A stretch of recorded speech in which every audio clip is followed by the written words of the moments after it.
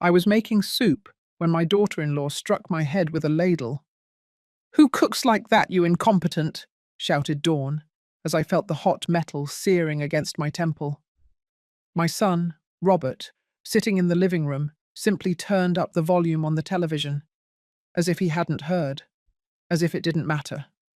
5 minutes later, a deafening crash came from the kitchen. Pots, dishes, my body hitting the floor. Robert ran over and froze in the doorway.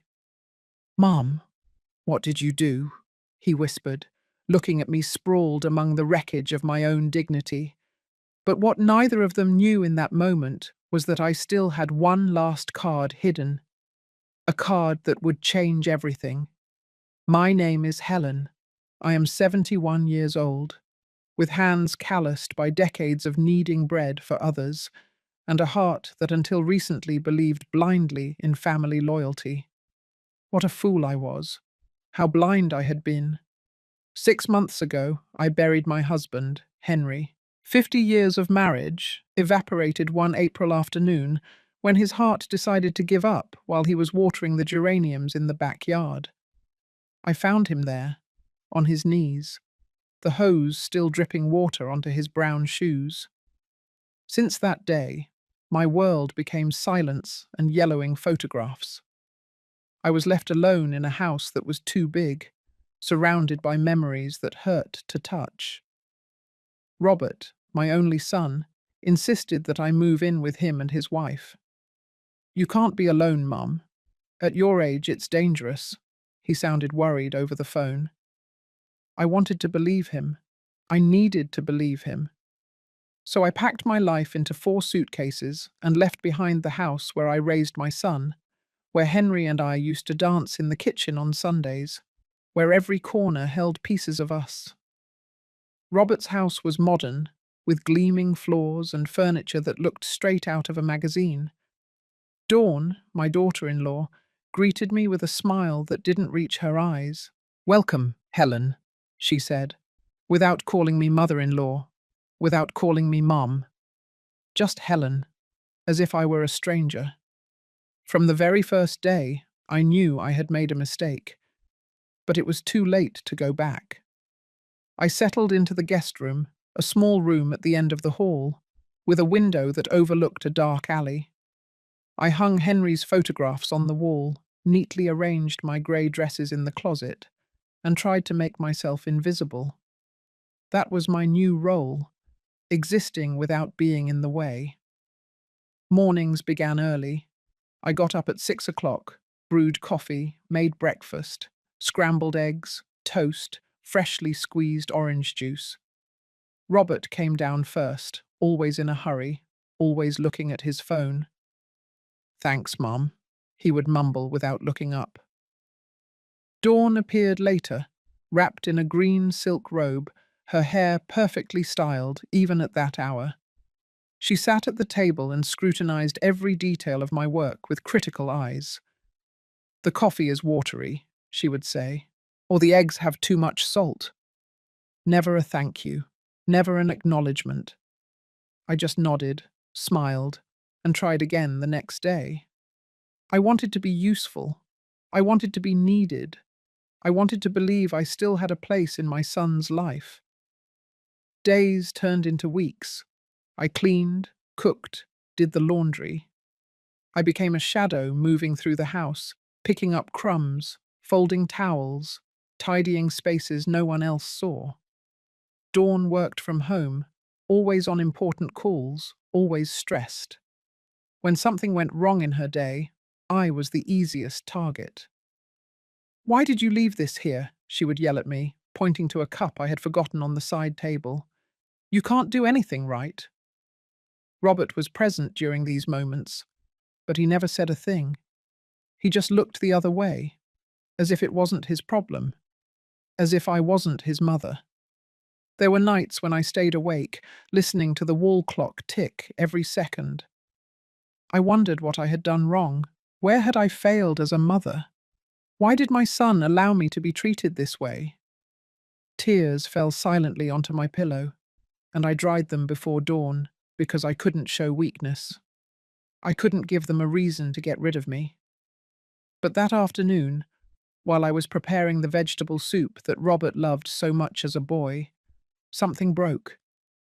I was chopping carrots, focused on making everything perfect, when Dawn burst into the kitchen like a hurricane. "What are you doing?" she asked with that sharp voice I knew too well. "Soup for dinner," I replied softly without turning around. "Robert's favourite recipe." She moved closer, looked into the pot, and her face twisted in disgust. "This looks like pig slop. How much salt did you put in? Are you trying to poison us?" Her words were daggers. I tried to explain, but she wouldn't listen. She grabbed the ladle from the pot and, before I could react, slammed it against my head. The blow left me stunned. I felt the heat of the metal, the boiling liquid running down my hair, the sharp pain in my temple. "Who cooks like that, you incompetent?" Dawn screamed, her voice echoing throughout the house. I stumbled, holding on to the edge of the stove. From the living room, I heard the television. Robert was there. He could hear everything, and he just turned up the volume. That was the moment something inside me went out. The physical pain was nothing compared to the betrayal of that silence. My son, the boy I carried in my womb, whom I raised with every ounce of love I had, chose the sound of a TV show over my suffering. I stood there, leaning against the stove, the ladle still dripping soup at my feet.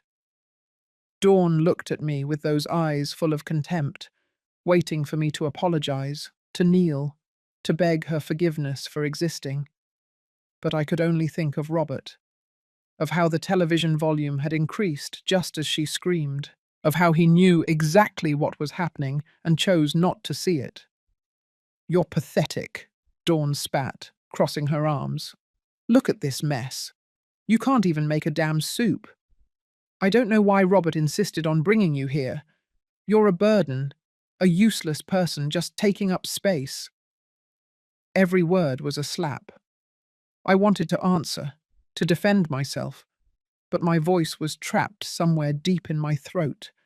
I tried to clean up, to collect the drops of soup from the floor, but my hands were trembling. My head was throbbing where the ladle had hit. Dawn stormed out of the kitchen, and I was left alone amid the steam and the silence. 5 minutes. That was all it took for me to make a decision. I looked at the pots lined up on the stove. I looked at the dishes piled in the drainer. I looked at that kitchen that I had cleaned every day for months, trying to earn a place in this house that was never mine. And something inside me simply exploded. It wasn't planned, it wasn't calculated. It was pure survival instinct. I grabbed the largest pot, the one containing the soup she had criticized so much, and emptied it into the sink. The hot liquid ran down the drain with an almost violent sound. Then I grabbed another pot, and another. I let them fall. Some onto the floor, others against the kitchen counter. The plates slipped from my hands. The cups shattered. Cutlery flew through the air. It was a chaotic, liberating, necessary clamour. I heard Robert's hurried footsteps. "What was that?" he shouted from the hallway. When he reached the kitchen, he stopped dead. His face paled as he saw me there, surrounded by overturned pots, spilled soup, and broken dishes. There was a trickle of blood on my temple where the ladle had hit me. "Mom, what did you do?" he whispered. But he didn't come closer. He didn't touch me. He just looked at me as if I were to blame for everything. Dawn appeared behind him, and her expression of horror quickly turned to fury. "She's crazy. Your mother is completely insane," she shrieked, pointing at me as if I were a dangerous animal. "Look at this mess. She destroyed my entire kitchen. Call someone. Robert, this woman needs to be locked up." Robert looked at me. I looked back at him, hoping he would say something, that he would defend me, that he would at least ask why I had done this. But he just shook his head. disappointed, ashamed. Mum, why? Why do you do these things? Why? I repeated, and my voice sounded hoarse, broken. Your wife hit me with a boiling ladle. Robert, she hit me, and you turned up the television volume. The words came out like knives. He blinked, confused, or perhaps feigning confusion. I didn't hear it, Mum. I didn't. I didn't know what. Liar. The word hung between us like poison. You were there. You heard everything, and you chose to do nothing. Dawn stepped between us, her face red with rage. I won't tolerate this. I won't live under the same roof as this ungrateful old woman who respects nothing. Robert, you have to choose. Either she leaves, or I do. The silence that followed was worse than any scream. I looked at my son, begging him with my eyes to choose me, to remember who raised him, who spent sleepless nights when he had a fever, who worked 2 jobs to pay for his college. But Robert was looking at the floor, his hands in his pockets, defeated. I'm sorry, Mum, he finally mumbled. But I think it's better if you look for somewhere else. This isn't working. You're causing problems. You need to leave. The world stopped. My heart stopped. Everything stopped. You're kicking me out? I asked, although I already knew the answer. Your wife hits me and you kick me out. It's not like that, Mum. It's just that Dawn and I need our space. You need your independence. It will be better for everyone. He spoke in rehearsed phrases, empty words that someone else had put in his mouth. My son wasn't there anymore. Only a stranger with his face remained. When? I asked, feeling the tears start to burn behind my eyes. Tomorrow morning. I'll call you a taxi. You can stay in a hotel while you find something permanent. I'll help you with some expenses at first. He was dismissing me like an employee. He didn't even have the courage to look me in the eye. That night I didn't sleep. I stayed sitting on the edge of the bed, looking at Henry's photographs, wondering what he would say if he could see me now. I packed my things slowly, folding each item carefully, as if external order could contain the internal chaos. At dawn, I heard the taxi horn. Robert was waiting for me at the door with $200 in his hand. For you to settle in, he said, unable to meet my gaze. I didn't hug him. I didn't say goodbye. I just took the money, grabbed my suitcases, and left that house without looking back. The taxi driver asked me where I wanted to go. I had no answer. To any cheap motel, I finally told him. He took me to a place on the outskirts of Los Angeles, one of those roadside hotels with flickering neon signs and carpets that smelled of dampness. The room cost $30 a night. I did the math in my head. With $200, I could survive for less than a week. The motel room was small, with stained beige walls and a bed that creaked every time I moved. There was a window overlooking the parking lot, where cars came and went at all hours of the night.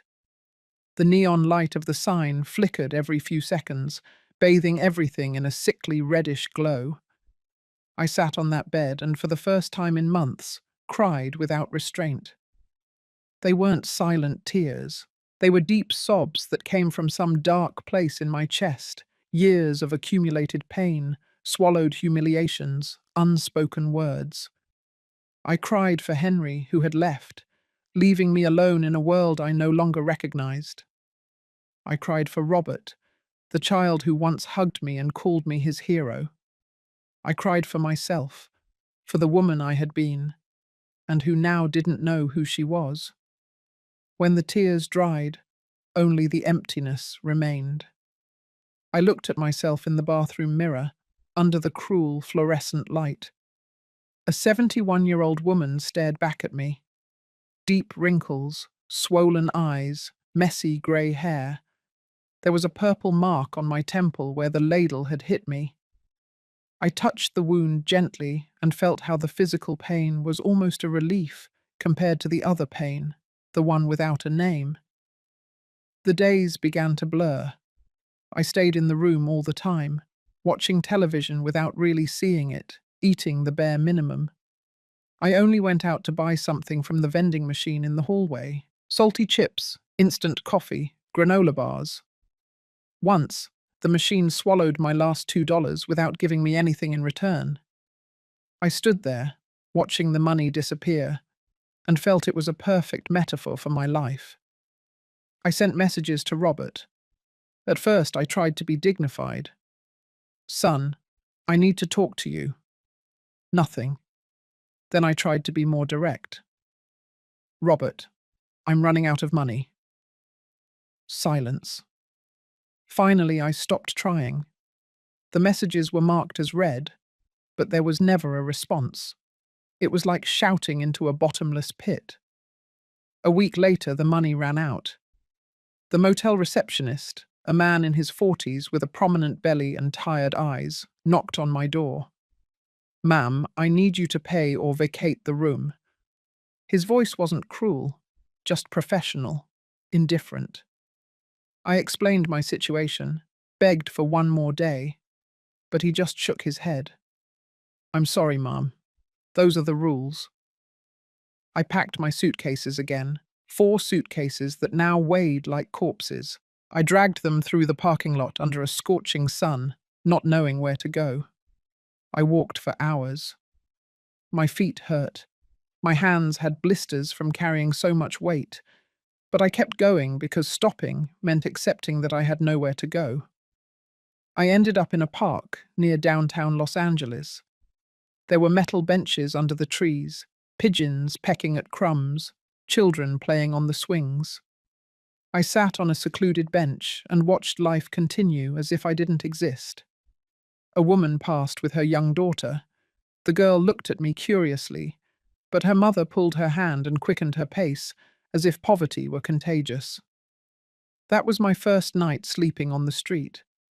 I didn't really sleep. I stayed seated, clutching my purse, startled by every noise. There were other homeless people in the park, mostly men, who huddled under cardboard. One of them approached and offered me a piece of stale bread. "Eat it. Grandma, you have to be careful out here." I took the bread with trembling hands and thanked him.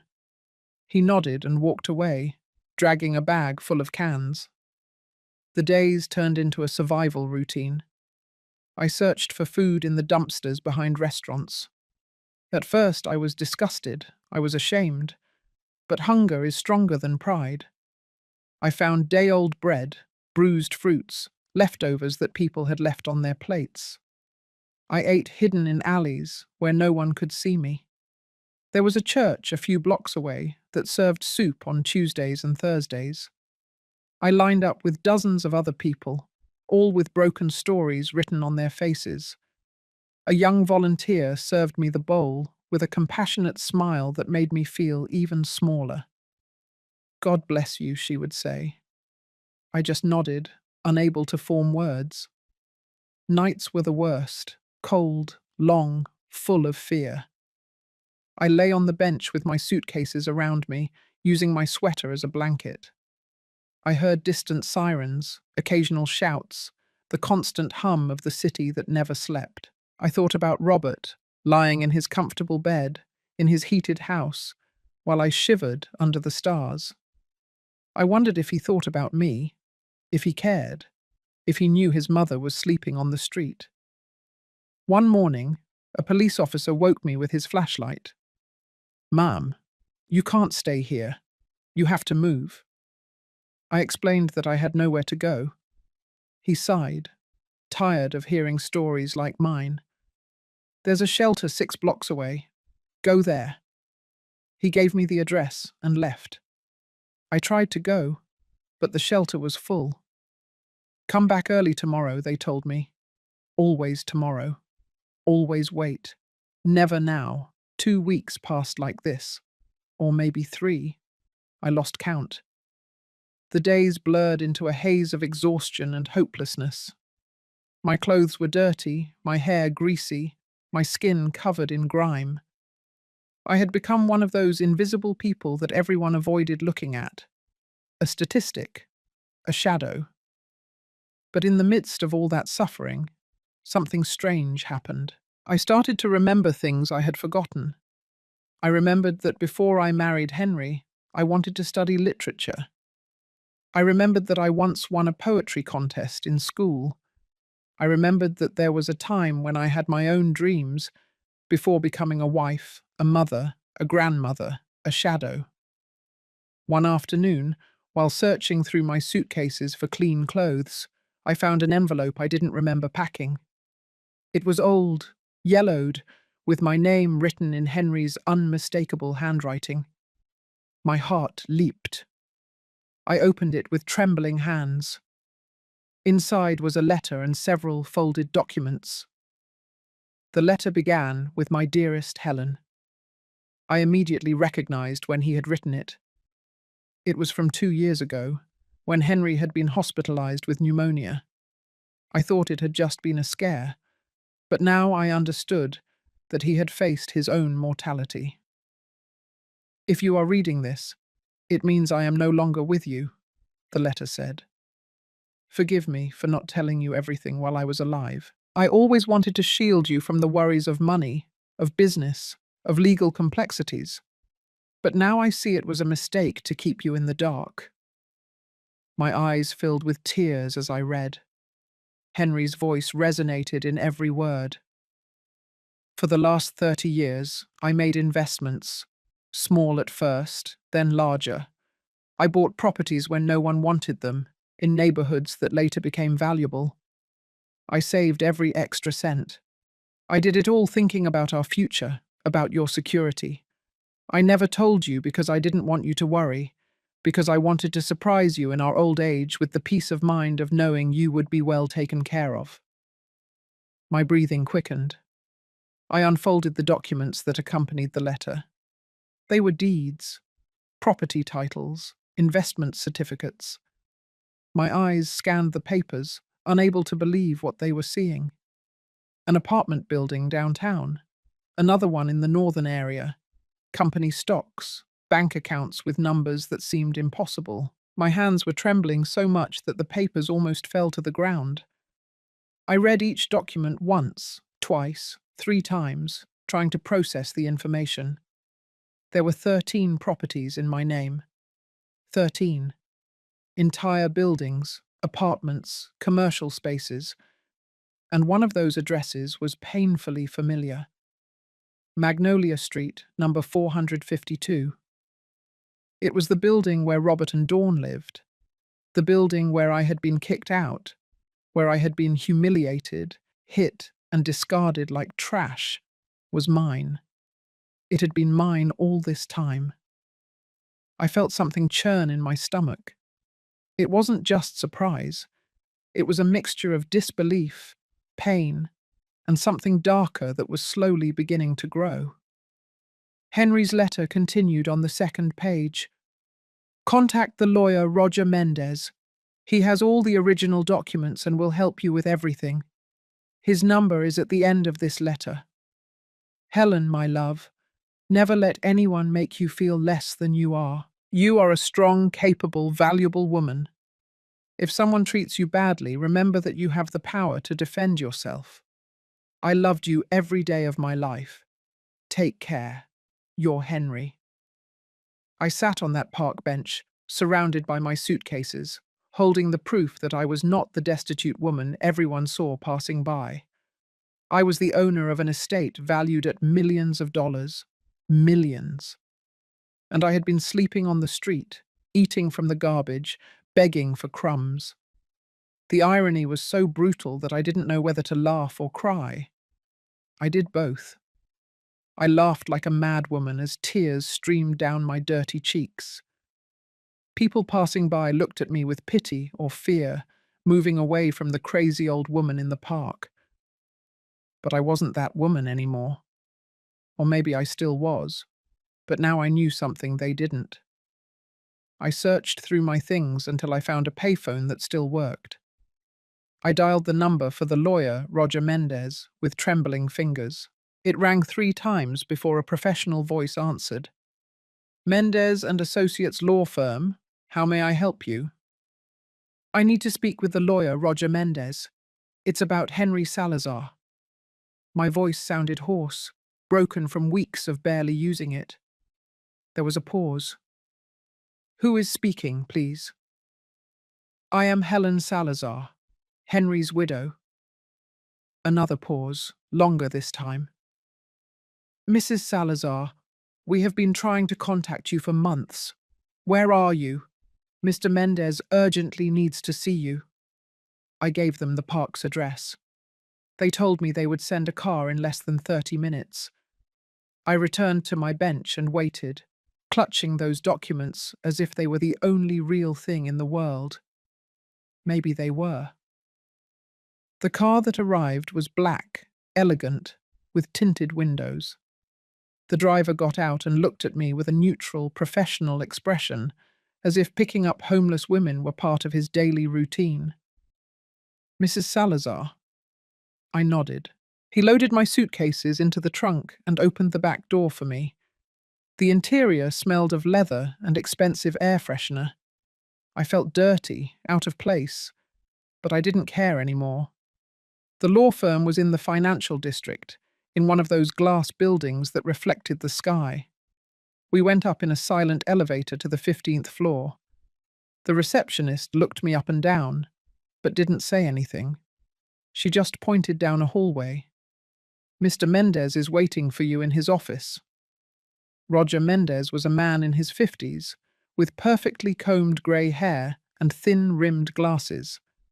He stood up when I entered, and for a second I saw surprise on his face at my state. But he quickly replaced it with a professional expression. Mrs. Salazar, please have a seat. I can offer you water, coffee. Water, please. My voice was barely a whisper. He poured a glass from a crystal carafe and handed it to me. I drank as if I hadn't had water in days, which was, in a way, true. Mrs. Salazar, we have been trying to locate you since Mr. Henry passed away. We left messages at your old house. We sent letters. Your son told us you had moved, but he didn't provide us with a contact address. My son. The words came out bitter. My son kicked me out of his house 3 weeks ago. I've been living on the street. The lawyer frowned. I understand. I am very sorry to hear that. But I want you to know that your financial situation is very solid. Your husband was an extremely foresightful man. Have you reviewed the documents he left you? I took the wrinkled envelope from my purse and placed it on the desk. I found them yesterday. I don't understand everything they say. Roger looked them over carefully. Ah, I see. These are duplicates. I have the certified originals here. Allow me to explain your current situation, Mrs. Salazar. You are the owner of 13 properties in the city, valued at approximately $8 million in total. Additionally, you have investments in funds and stocks worth an additional $2 million. Your husband also left you 3 bank accounts with readily available cash of approximately $500,000. The numbers floated in the air like something unreal. $10 million. 10 million. And I had been searching for food in dumpsters. It can't be real, I whispered. It is completely real, Mrs. Salazar. And there's something else you should know. One of the buildings you own is on Magnolia Street, number 452. According to our records, your son Robert Salazar and his wife Dawn occupy apartment 301 in that building. That's correct. I nodded slowly. That's correct. Then you should know that they have been living there under a reduced rent contract that your husband granted them 5 years ago. They pay barely $400 monthly for an apartment that would be worth $2,500 on the market. It was a family favor that Mr. Henry granted them. $400. Robert was paying $400 to live in a luxury apartment thanks to his father's generosity. And he had kicked me out onto the street. He had left me with nothing. The lawyer continued speaking, explaining details about taxes, property management, but I barely listened. My mind was processing something else. "Can I cancel that contract?" I asked suddenly, interrupting him. Roger stopped and looked at me attentively. "You are the owner, Mrs. Salazar. You can do whatever you wish with your properties. However, there are legal procedures we must follow. You can't simply kick them out without notice." "I don't want to kick them out yet." The words came out cold, calculated. "I want them to adjust their rent to the market price, $2,500. You said, have them pay that." The lawyer nodded slowly. "That is within your rights. We would have to notify them 30 days in advance about the change in contract terms. Are you sure you want to proceed?" "Completely sure." Roger took notes on his computer. "Very well. I will prepare the necessary documents. Now, Mrs. Salazar, there are more immediate matters we must attend to. Your housing situation, for example. You have several options. You can move into any of your unoccupied properties, or I can help you find a temporary place while you decide what to do. I want to see the other buildings. All of them. I want to know exactly what I own." "Of course. We can organize visits starting tomorrow. In the meantime, allow me to arrange a hotel room for you, an appropriate place where you can rest and recover." He stood up and made a call. In minutes, everything was coordinated. A 5-star hotel downtown, executive suite, all paid for from my own account. Before I left, Roger handed me a bank card. "This has access to one of your checking accounts. There are $50,000 available for immediate expenses. Use what you need. And Mrs. Salazar, one more thing. Your husband asked me to tell you something if you ever came to see me under difficult circumstances. He made me promise." He took a sealed envelope from a drawer. He told me, verbatim, "If my Helen comes to you beaten down by life, give her this and tell her that I always knew she was stronger than she thought she was." I took the envelope with hands that no longer trembled so much. I opened it right there, in front of the lawyer, Roger. It was another letter from Henry, this one shorter, written in black ink on thick paper. "My love, if you are reading this, it means someone hurt you enough that you sought help. I know your pride. I know how hard it is for you to ask for anything. But I want you to know one thing. I built all this for you. Every property, every investment, every penny saved was thought of for the day when I would be gone, and you would need to defend yourself. Don't let anyone, not even our own blood, make you feel small. You're a giant. Helen, you always were. Now prove it." Tears streamed down my cheeks as I read. Roger had the delicacy to look away, pretending to review some papers. I folded the letter carefully and put it away with the other one. Henry had known. Somehow he had known that one day I would need this, that I would need a shield, an armor, a castle of my own. The hotel was everything my life had ceased to be. Soft carpets, sheets that smelled of lavender, a bathroom with a marble tub. I stood in the middle of the suite for several minutes, just looking. It seemed unreal. 24 hours ago I was sleeping on a park bench. Now I was in a room that cost $300 a night. The first thing I did was take a bath. I filled the tub with hot water to the brim and submerged myself completely. The water darkened with weeks of grime. I scrubbed my skin until it hurt, washed my hair 3 times, removing every trace of the street from my body. When I got out, I wrapped myself in a white robe that hung behind the door. It was so soft, it almost made me cry again. I ordered room service, soup, fresh baked bread, roast chicken, salad, dessert. When the food arrived on a cart with a white tablecloth, I sat down and ate slowly, savoring every bite. It wasn't just food, it was dignity. It was power. It was proof that I still existed as something more than a shadow. That night I slept 12 hours straight. I slept without being startled, without fear, without cold. When I woke up, the sun was coming through the curtains, and for a moment I didn't remember where I was. Then everything came back. The documents, the money, the properties, my new reality. For the next few days, Roger took me to see each of my properties. Apartment buildings, commercial spaces, even a small shopping centre in the southern area. Each place represented years of Henry's silent work, investments made with patience and vision. He explained how everything worked, the rental contracts, the maintenance, the monthly income. I listened and took notes like a diligent student. The net income from all your properties totals approximately $45,000 a month, he told me one day while we were reviewing reports in his office. After taxes and maintenance costs, you are looking at an annual income of about $400,000. That's without touching the principal capital. $400,000 a year. And I had been begging for a bowl of soup at church. The irony was still brutal, but now there was something else. A plan was forming in my mind. A cold, calculated, patient plan.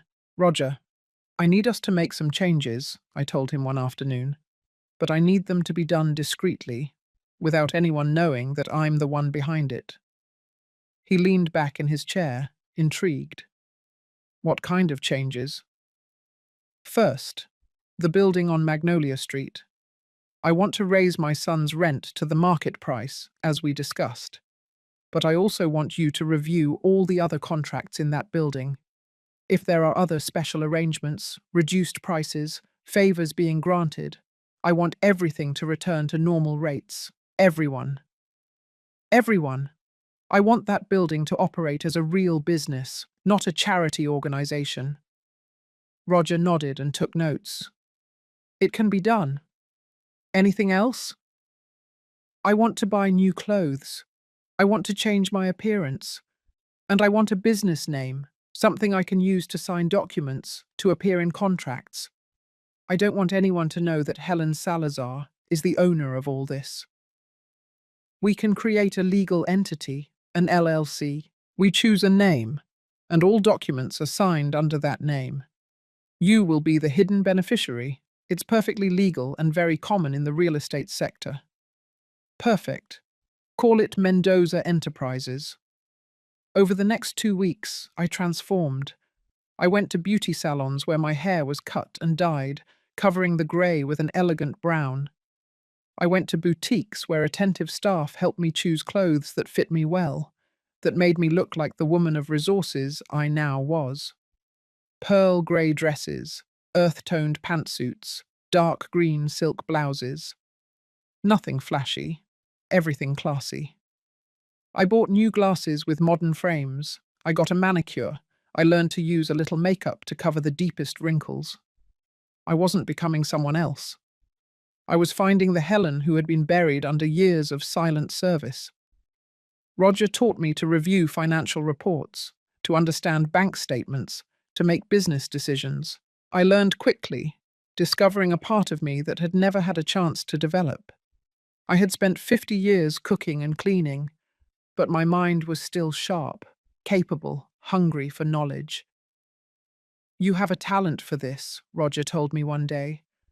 Your husband chose his investments well, but you have an instinct for seeing opportunities. It's natural for you. Maybe it was. Maybe it always had been. But no one had ever given me the opportunity to discover it. Henry had been a good man, a loving husband, but even he had kept me in the dark about finances, believing he was protecting me. Now I understood that true power didn't come from being protected, but from having the tools to protect myself.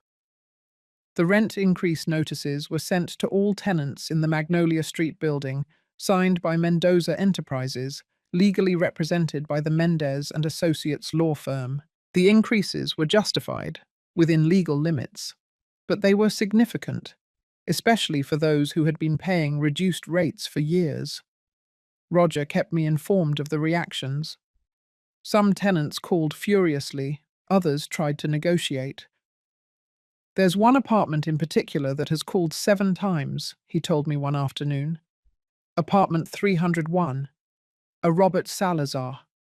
He says he had a special contract with the former owner, that this must be a mistake. It's not a mistake, I replied calmly. Tell him the special contract expired with the death of Mr. Henry Salazar. He must now pay the full rate or vacate. He is asking to speak with the owner directly. Tell him the owner is unavailable. All communications must go through you. Days passed. Roger kept me informed. Mr. Salazar is trying to get a loan to cover the new rent amount. Apparently, he and his wife are living beyond their means.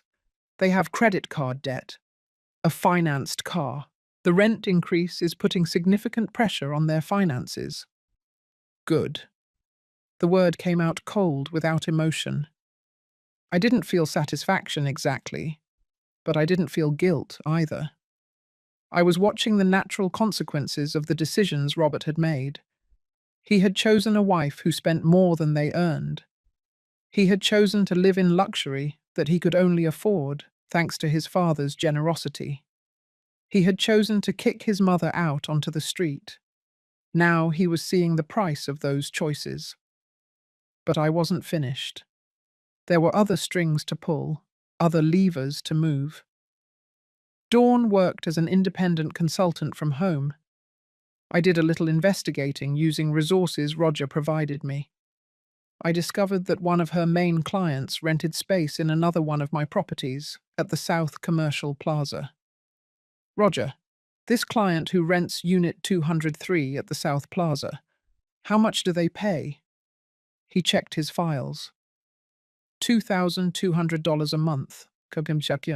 It's a large space. Good business. They always pay on time. Raise their rent to $3,500. That is a very significant increase, Mrs. Salazar. They might decide to move. Then let them move. It's my property, and I want to charge what it's worth. The client at Unit 203 did not move, but they did reduce their expenses.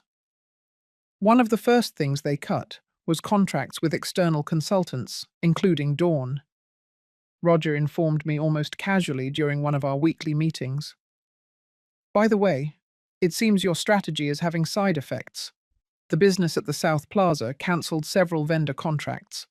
One of them was with Dawn Salazar, your daughter-in-law. I didn't say anything. I just nodded and continued reviewing other documents. But inside, I felt something akin to satisfaction. It wasn't revenge yet. It was justice. It was the universe readjusting, removing unearned privileges, balancing the scales. Weeks passed. I continued living in the hotel, studying, learning, transforming. I signed up for an online course on property management. I read books on personal finance that I had never had time for before. I met with other property owners that Roger knew, listening to their stories, absorbing their experience. One afternoon, while having coffee on the hotel terrace, Roger called me. Mrs. Salazar, there's a situation you need to know about. Your son Robert requested a hearing with the building's management. He is 2 months behind on rent. Under standard policies, we have the right to initiate eviction proceedings. How much does he owe? $5,000 in total, plus late payment fees, $6,200 total. $6,200. I could have paid it with the money I had in my purse at that moment, but I wouldn't. Proceed with the eviction, following all legal protocols, of course. Are you sure? Once we start, the process is public. It is filed in the courts. It will appear on his credit history. I am completely sure. That night I couldn't sleep. Not out of guilt or regret, but from a complex mixture of emotions that I didn't know how to name. I stood in front of the bathroom mirror, looking at the woman who stared back. She no longer looked like the one who had arrived at Roger's office 2 months ago. This woman had straight shoulders, a firm gaze, a jaw clenched with determination. This woman didn't beg. She didn't apologize for existing. This woman collected what she was owed. The following days were a whirlwind of legal activity. Roger kept me informed of every step. The eviction notice was delivered. Robert had 30 days to pay the full debt or vacate the apartment. According to Roger, my son had called the firm every day, sometimes several times a day, demanding to speak with the owner, asking for extensions, offering payment plans. "What did you tell him?" I asked. "What you instructed me to, that all policies apply equally to all tenants, that there are no exceptions, that if he cannot pay, he must vacate." Perfect. But there was something else Roger didn't know, something I had been investigating on my own. I hired a private investigator, not to spy, but to understand. I needed to know how my son had reached this point. I needed to understand what had happened to the boy I had raised. The report arrived a week later. It was sadder than I expected. Robert earned a decent salary as a sales manager, but Dawn spent 3 times what came in. Credit cards maxed out, personal loans to cover other loans, meals at expensive restaurants 5 times a week, designer clothes she wore once and forgot in the closet, a lifestyle built entirely on debt and appearances. The investigator also included notes on their relationship. They had had public arguments. Neighbors reported frequent shouting, doors slamming, tense silences. Dawn blamed Robert for not earning enough money. Robert blamed Dawn for spending too much. It was a vicious cycle of resentment and recriminations. I read the entire report twice. A part of me, the part that was still a mother, wanted to intervene. I wanted to call Robert, offer him help, guide him toward better decisions. But the other part, the newer, stronger part, knew that would be a mistake. Robert needed to hit rock bottom. He needed to face the consequences of his choices. Only then could he grow. Besides, he had let me hit rock bottom. He had seen me on his kitchen floor, bleeding, humiliated, and he had turned up the television volume. He had kicked me out onto the street with $200 and a vague promise of help. He hadn't called to check if I was alive. He hadn't asked if I had somewhere to sleep. He hadn't cared. That was the truth that hurt more than any physical blow. My son had stopped caring about me long before kicking me out of his house. Maybe he had never really cared. Maybe he only saw me as an obligation, an inherited burden that he had finally found a way to discard. On day 28 of the eviction period, Roger called me. Robert paid. He got the money somehow. He paid the full $6,200 this morning. I felt something akin to disappointment. Where did he get the money? I don't know for sure, but I have a theory. There is a new charge on the credit report I monitor. A personal loan from a quick loan company, 32% interest rate. He probably borrowed from there. 32% interest. Robert had exchanged one debt for a worse one.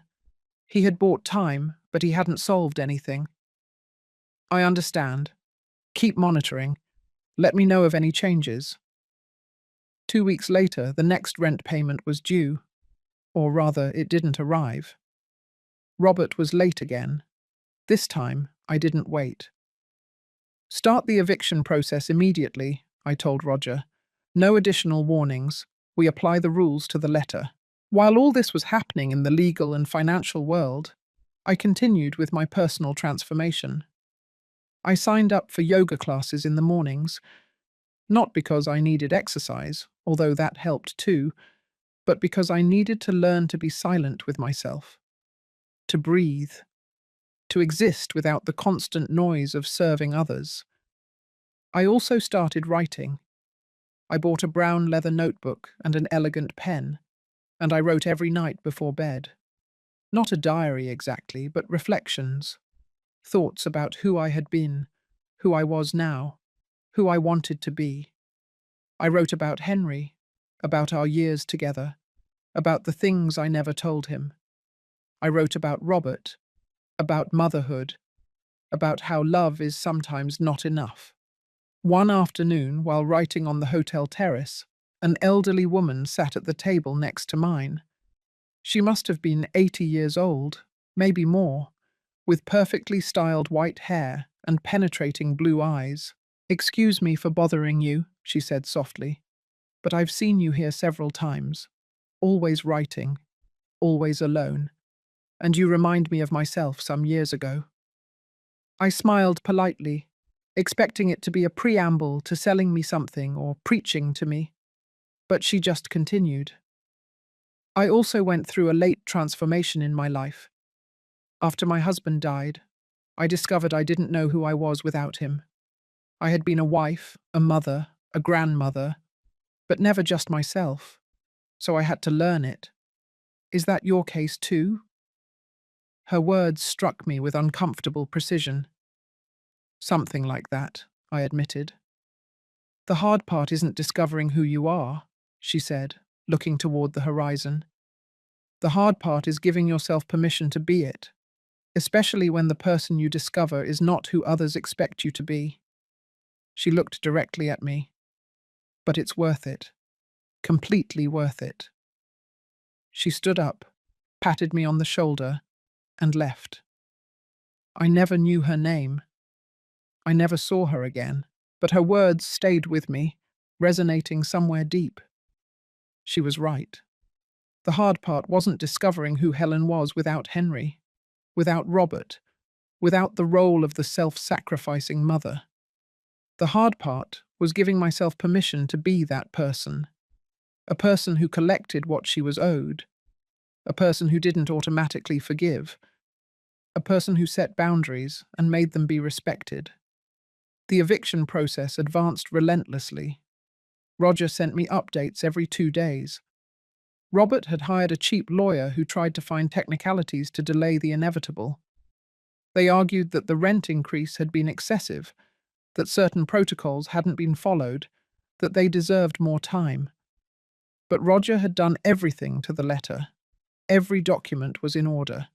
Every notification had been correctly delivered. There was no escape. "The eviction hearing is scheduled for next Thursday," Roger informed me one afternoon. "It's a formality. With the documentation we have, the judge will rule in our favor. Your son will have to vacate within a maximum of 10 days after the ruling." "I'll be there," I said suddenly. Roger raised his eyebrows, surprised. "At the hearing? It's not necessary, Mrs. Salazar. I can represent you completely. In fact, it's better if you're not present. It maintains your anonymity. I want to be there, in the room, but not as an involved party, just as an observer." "You can." He thought for a moment. "Eviction hearings are public. Anyone can enter and sit in the back benches. As long as they don't recognize you, there's no problem." Thursday arrived with a grey sky that threatened rain. I dressed carefully, choosing a dark grey pantsuit and an ivory silk blouse. I tied my hair back in a low bun. I put on my new glasses, a little subtle makeup. I looked at myself in the mirror and saw a woman Robert wouldn't recognize.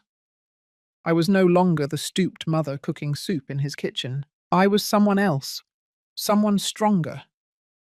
The courthouse was an old building with hallways that smelled of old paper and stale coffee. I arrived early and sat on the last bench in courtroom 3, where the hearing would take place. There were other people waiting for their own cases, all with that anxious, tired expression that the legal system produces. Robert arrived 15 minutes before the scheduled time. He came with Dawn and their lawyer, a young man in a suit that had seen better days. My son looked terrible. He had lost weight, had deep dark circles, his hair was messy. Dawn, on the other hand, was perfectly groomed, in an emerald green dress that was too elegant for a courthouse, high heels, impeccable makeup. But her expression was one of barely contained fury. They sat in the front, their backs to me. I observed them as one watches a play, distant, analytical. Dawn whispered things into Robert's ear, making abrupt gestures, clearly annoyed. He just nodded, defeated, without the energy to argue. Their lawyer reviewed papers with a worried expression. Roger arrived exactly on time, immaculate in his black suit, leather briefcase in hand. He didn't look at me, just as we had agreed. He sat on the other side, organized, confident. He knew his trade and knew he had a solid case. The judge entered, a woman in her 60s, with a severe expression and efficient movements.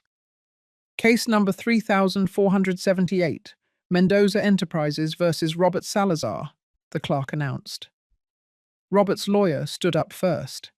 He argued that the rent increase had been excessive, that his client had lived in the apartment for 5 years with a good payment history, that he deserved special consideration. His voice sounded unconvincing even to himself. He knew he was losing. Roger stood up calmly. He presented the documents, the original contract, the increase notifications, the late payment notices, all perfectly organized. He explained that the special contract had been a courtesy of the former owner, now deceased, and that the new management had decided to normalize all rents to the market price. Completely legal, completely justified. Furthermore, Your Honor, Roger continued, the defendant not only refused to pay the new rent amount, but accumulated 2 months of arrears. He paid under eviction pressure on one occasion, but immediately fell back into delinquency. This demonstrates a pattern of inability or unwillingness to fulfill his contractual obligations. The judge reviewed the documents in silence. She looked at Robert. Mr. Salazar, is it correct that you currently owe 2 months' rent under the new terms? Robert stood up with difficulty. Yes, Your Honor, but the increase was so sudden. We didn't have time to adjust. If you could give us an extension, just 3 months to— Mr. Salazar, the judge interrupted him firmly. You were notified 30 days in advance of the change in terms, which is what the law requires. You had sufficient time to adjust or find another place. Do you have the money owed at this moment? Robert looked at his lawyer, then at Dawn, then at the floor. No, Your Honor, not at this moment. Then I have no choice but to rule in favor of the plaintiff. Mr. Salazar, you have 10 days to vacate the property. If you do not do so voluntarily, forced eviction will proceed. Next case. The gavel struck the table. Everything had ended in less than 20 minutes. Robert remained paralyzed in his place, as if he couldn't process what had just happened. Dawn exploded. This is unfair. You can't do this. We have rights, she yelled toward the judge. But it was too late. The next case was being announced.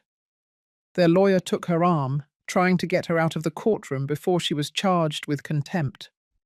Dawn resisted, shouting incoherent things about corruption and abuse. Robert followed her in silence, dragging his feet, the very image of defeat. They passed by my bench without looking at me. I was just another person in the room, invisible, irrelevant. I watched them until they left. Then I stayed seated for a few more minutes, letting the reality sink in. I had won. Legally, formally, I had won.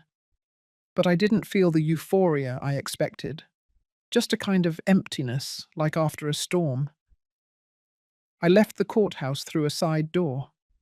Roger had told me he would wait for me at a nearby coffee shop. I found him at a back table, with 2 cups of coffee already served. Well, he said when I sat down, it went as planned. Yes. How do you feel? I thought about the question. How did I feel? Strange, I finally admitted. Like I closed a door, but I still don't know what's on the other side. Roger nodded with understanding. What you did today wasn't cruel, Mrs. Salazar.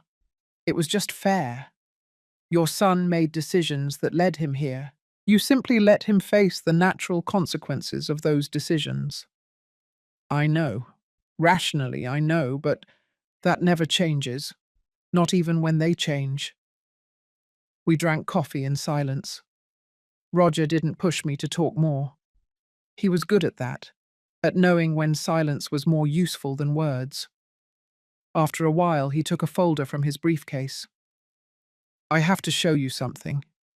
It arrived this morning, a request from one of your other tenants in the Magnolia building. I opened the folder. It was a handwritten letter, addressed to Mendoza Enterprises. It was written by a woman named Martha Gomez, tenant of apartment 105.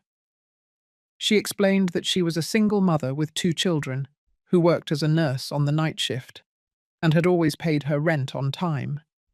She asked, very respectfully, if it was possible to reconsider the rent increase in her case, or at least stagger the increase over several months. She attached copies of her payment receipts, proof of income, reference letters from her employer. I read the letter twice. What do you think? I asked Roger. It's your decision. Legally, you are not obligated to make exceptions, but this woman seems genuine, and she has an impeccable payment history. I thought about Martha Gomez, whom I didn't know, working night shifts to support her children. I thought about how many times I had been in her position, begging for a little consideration, a little grace. Accept her proposal, stagger the increase over 6 months, and tell her that if she continues to pay on time, we will consider keeping her rent below market permanently. Roger smiled slightly. That is very generous. It's not generosity. It's recognizing the difference between someone who is genuinely struggling and someone who is just evading responsibility. I signed the approval right there. It was a line I had decided to draw. I would be tough on those who had hurt me, on those who abused unearned privileges.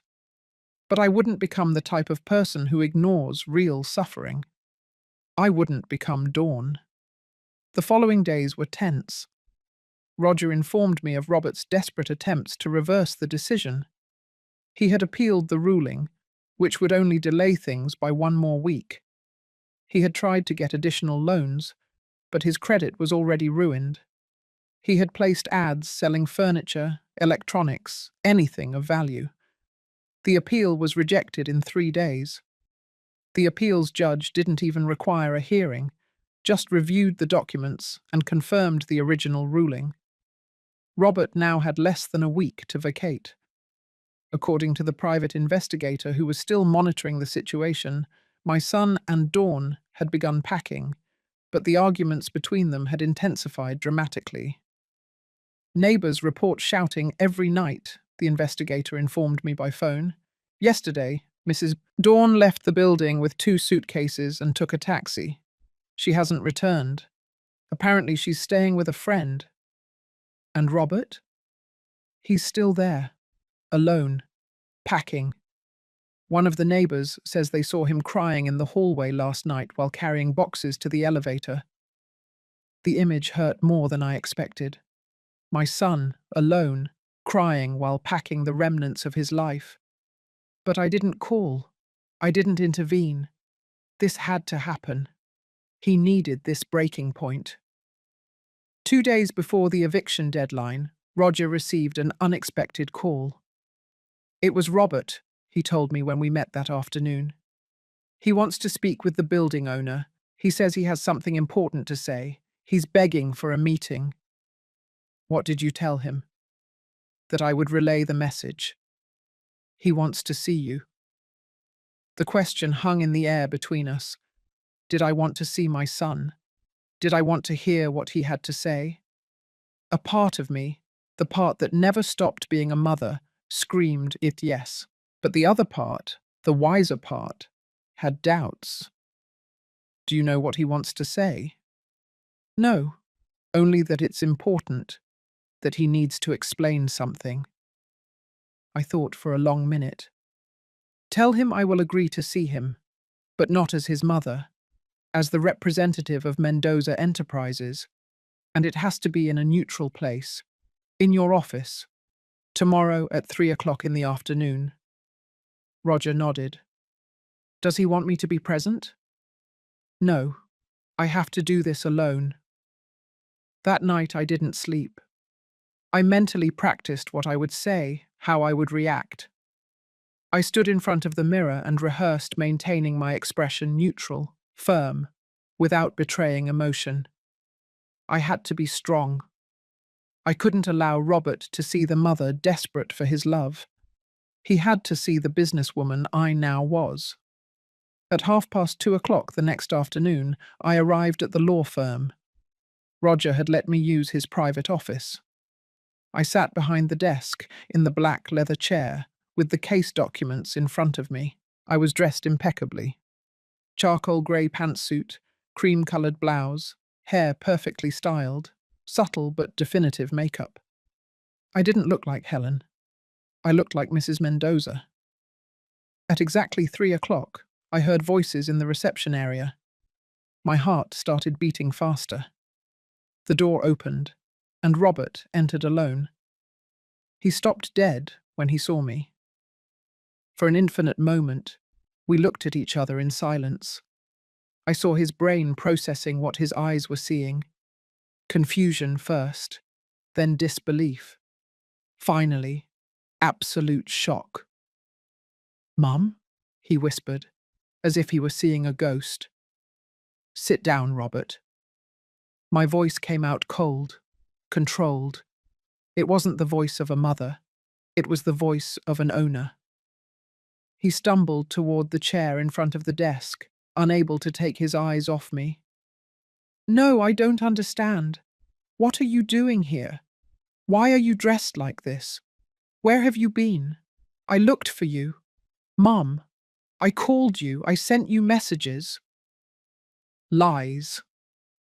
The word cut the air like a knife. I checked my messages. 0 calls, 0 messages. After kicking me out of your house, you never contacted me again. He opened his mouth, but no words came out. His eyes filled with tears. Dawn said it was better to give you space, that you were angry, that with time. Dawn said, I repeated with an icy tone. Robert, since when did you let your wife make decisions about your relationship with your mother? It wasn't like that. Things were complicated. Money, work, Dawn was stressed. And it was easier to forget about me than to deal with your wife. It wasn't a question. It was a statement of fact. He lowered his gaze, unable to deny it. The silence stretched, heavy, suffocating. Finally, Robert looked up, and I saw something different in his eyes.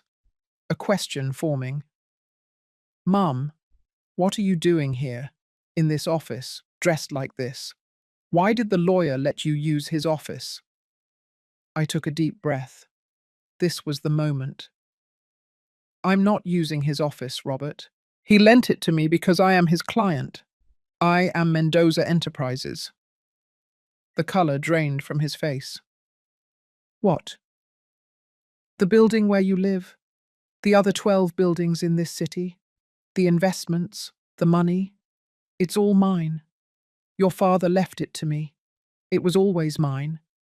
And you have been paying rent to live in my property.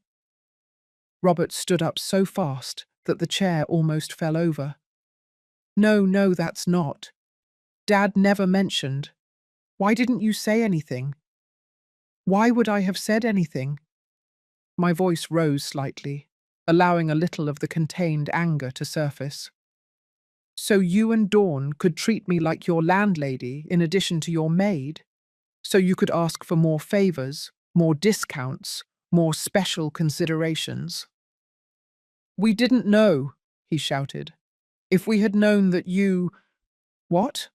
I interrupted him, standing up as well. Would you have treated me better?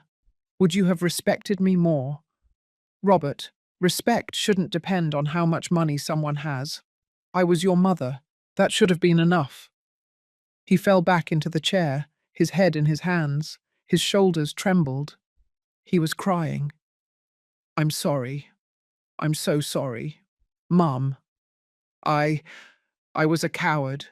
I let Dawn treat you badly. I let her kick you out.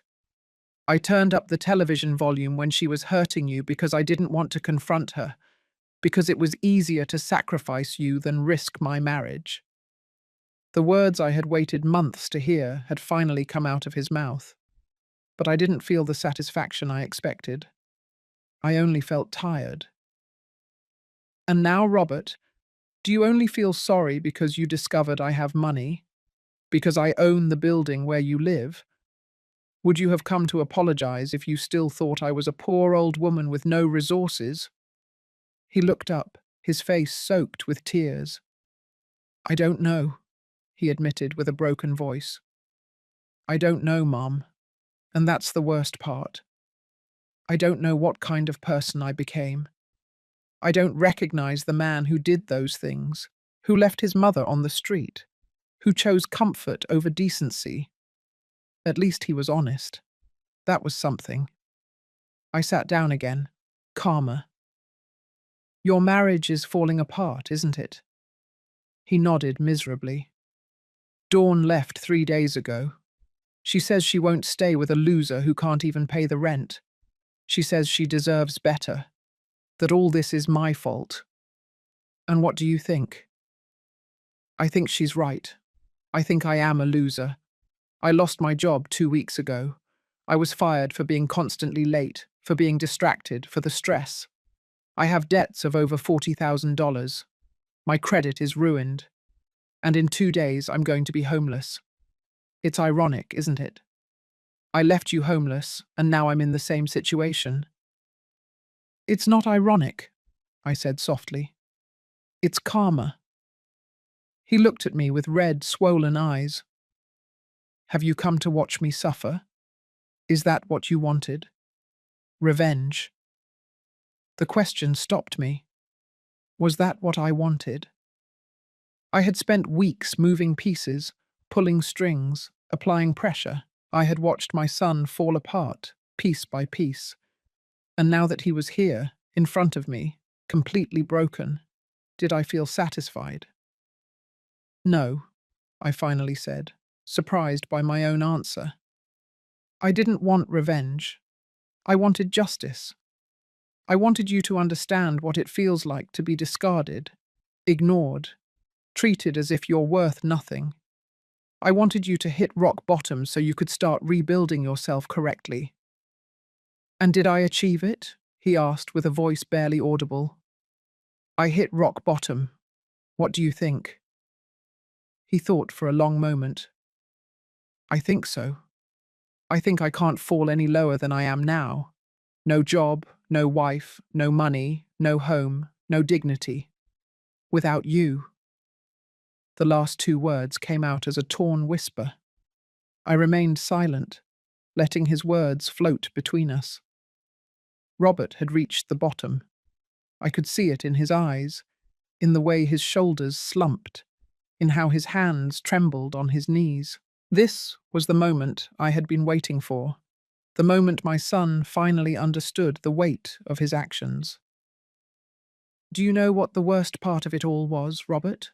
I finally said. It wasn't the blow with the ladle. It wasn't sleeping on the street. It wasn't searching for food in the garbage. It was the sound of the television volume going up. It was knowing that my own son heard me cry out in pain and chose to do nothing. He sobbed, covering his face with his hands. I'm sorry. I'm so sorry. If I could go back in time. But you can't, I interrupted him. No one can. We can only decide what to do with the time we have left. Robert looked up, hope and fear mixed in his expression. What? What's going to happen now? I leaned back in the chair, studying him. My son. The baby I had carried in my arms, the child who ran to me when he fell, the teenager who hugged me before going off to college. All that was still there, buried under bad decisions and cowardice. But there was also the man who had betrayed me. Both versions were real. The eviction proceeds, I said firmly. I am not going to cancel it. You need to leave that apartment. You need to leave that life behind. His face crumbled. I understand. I have no right to ask you for anything. Just, can I ask you something? Where were you all those months? How did you survive before you discovered the properties? I told him. Not everything, but enough. The nights in the park, the hunger, the cold, the machine that swallowed my last dollars. Every word was a dart that I watched embed itself in him. He needed to hear it. He needed to understand the full cost of his abandonment. When I finished, Robert was openly weeping, not trying to hide it. I failed you in the worst possible way. Dad must be ashamed of me. Wherever he is, he must hate me for what I did to you. Your father loved you, I said softly, even when you made mistakes. But he also knew that real love sometimes means letting people face the consequences of their actions. That's why he built this legacy for me, so I would have the resources to defend myself if I ever needed to. Will you ever forgive me? The question hung in the air. The truth was, I didn't know. I don't know, Robert. Forgiveness isn't something I can force. It's not a switch I flip because you finally apologized. It's a process. And first, I need to see real change, not just pretty words born of desperation. He nodded, wiping his tears with the back of his hand. What can I do? How can I show you I've changed? It's not about showing me anything. It's about you becoming the man you want to be, the man your father would have been proud to call his son. I stood up, signaling that the meeting was over. You have 2 days to vacate. Use that time wisely. Robert stood up slowly, as if every movement cost him enormous effort. At the door, he stopped and turned around. Mum, one last thing. When I find somewhere to stay, when I manage to get my life sorted out, can I call you? Even if it's just to know you're okay. I thought about my answer carefully. You can try, but I don't guarantee I'll answer. Not until I see actions, not just words. He nodded, accepting the terms. Thank you for seeing me, for listening to me. I know I didn't deserve it. And he left. I was left alone in the office, feeling the weight of what had just happened. It hadn't been the explosive confrontation I might have imagined. There were no screams or dramatic rejections, just the cold, hard truth, served on a platter of inevitable consequences. The following days were spent in a kind of emotional limbo.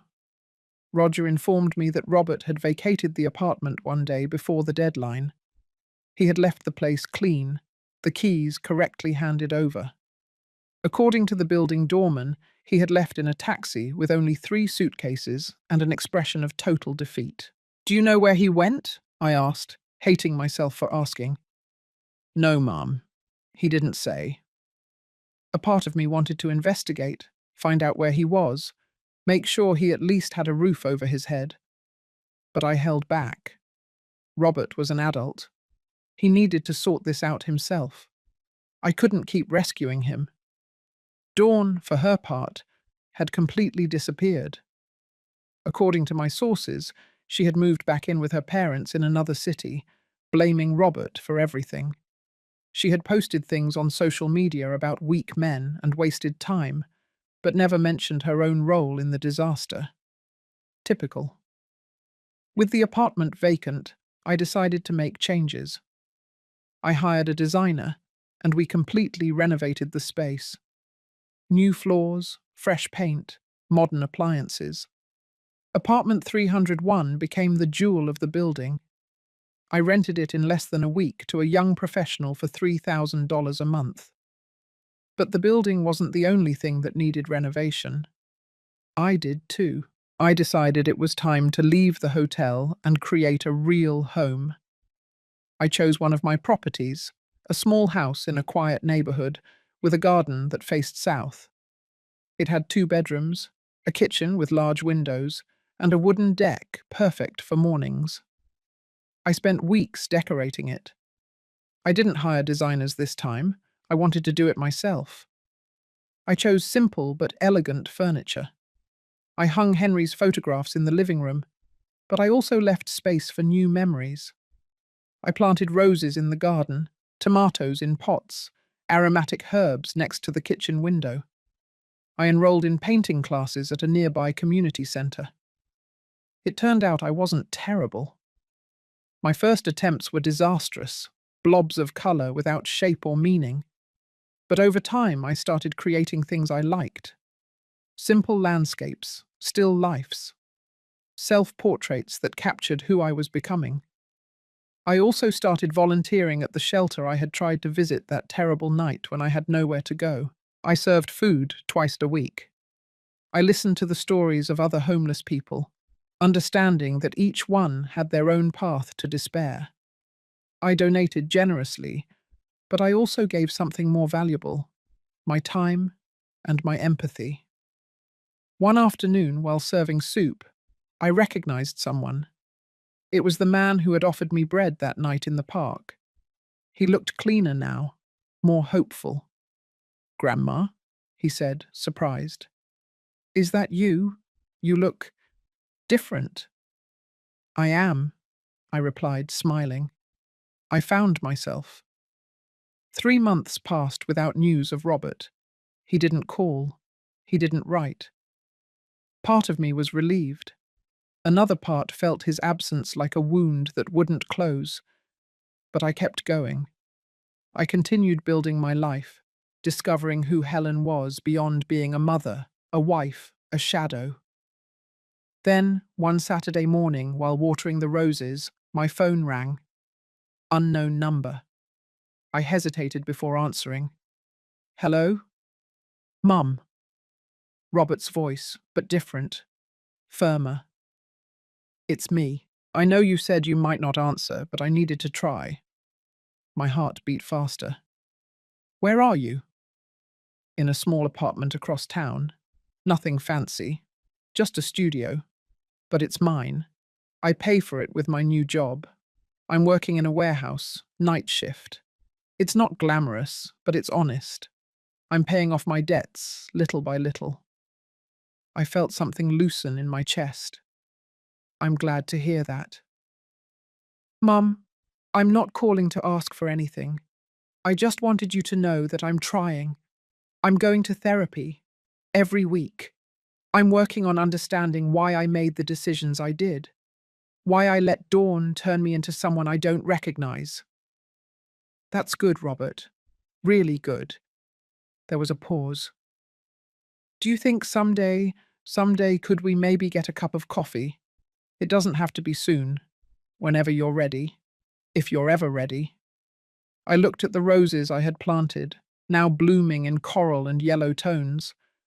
I looked at the house I had turned into my sanctuary. I looked at the life I had built from the ashes. "Maybe," I finally said. "Someday, when we are both ready." "Okay, I can wait. I've learned to be patient." His voice cracked slightly. "I love you, Mum. I know I don't have the right to say it after everything, but it's true."